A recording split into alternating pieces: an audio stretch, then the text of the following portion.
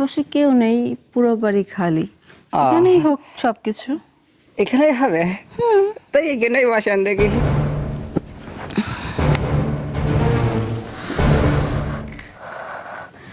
দাওরা, এতদিন তো সবকিছু চুপে চুপে দেখেছিস, আজকে একটু সামনাসামনি ভালো করে দেখ, আর আমার জিনিসটা আমাকে মন ভরে দে।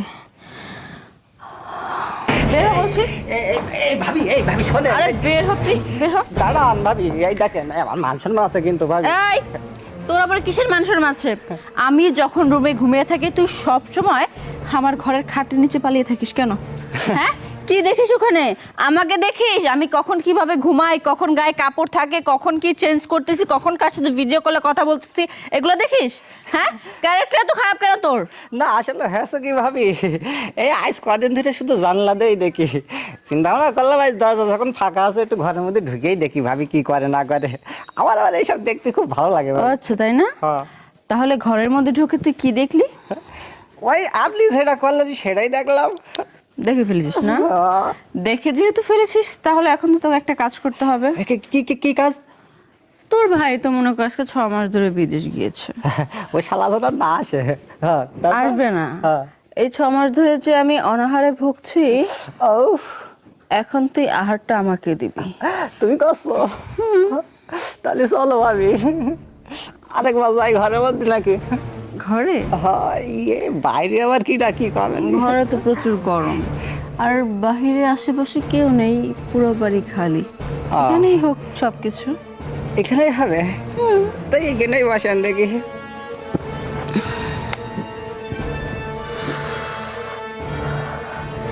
দাওরা, এতদিন তো সবকিছু চুপে চুপে দেখেছিস, আজকে একটু সামনাসামনি ভালো করে দেখ, আর আমার জিনিসটা আমাকে মন ভরে দে।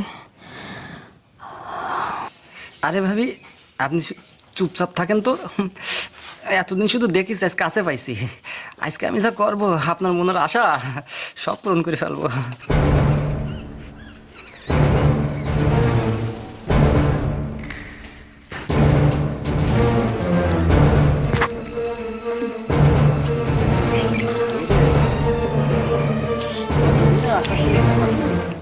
আসলে হয়েছে কি, আপনি যে এরকম সরাসরি আমার এরকম একটা প্রস্তাব দিয়ে ফেলবেন আমি বুঝতে পারিনি। এখন আপনি থেকে আগেই বলতেন, তাহলে তো আমি আর এই জানলা দিয়ে উকি মেরে থাকতাম না। তাই না? হ্যাঁ। এখন থেকে আর তোমাকে উকি দিয়ে দিয়ে দেখতে হবে না, যখন মন যাবে পারমিশন তোমাকে দিয়ে দিলাম, রুমে ঢুকে যখন তখন আমার সাথে সময় কাটাবে, কারণ তোমার ভাই যতদিন না থাকে তুমি এখন আমার স্বামী। হ্যাঁ, আমি তো সবাই স্বামী, শুধু তোমার না। না আসলে হয়েছে কি, আজকে তো তোমার। যাই হোক ভাবি, ওই আমি কিন্তু আর জানলা দিয়ে উকি মারবার না, এখন তো ডাইরেক্ট ঢুকে যাবো। পারমিশন যেহেতু দিয়েছেন তাহলে তো আর আমার জানলা দিয়ে উকি মারার দরকারই হয় না, তাই না? সেটাই তো। ওই ইয়ে, আরে একটু গোপন রেখেন, বোঝেন তো ইয়ং ছেলে বলে। তুমি কি পাগল হয়েছো নাকি? আমার স্বামী আছে না, এটা যদি গোপন না রাখি তাহলে আমার স্বামী মানে তোমার ভাই যদি শুনে ফেলে, তখন কি এই যে বাড়ি, এই যে জায়গা জমি সব কি আর আমার থাকবে? এখন তো আমি লুকিয়ে লুকিয়ে সবকিছু এগুলো আমার করে নিব, তারপরে আচ্ছা ঠিক তুমি আছে, আমার হবে। আপনারা আমার ঘরে হাত দিবেন না।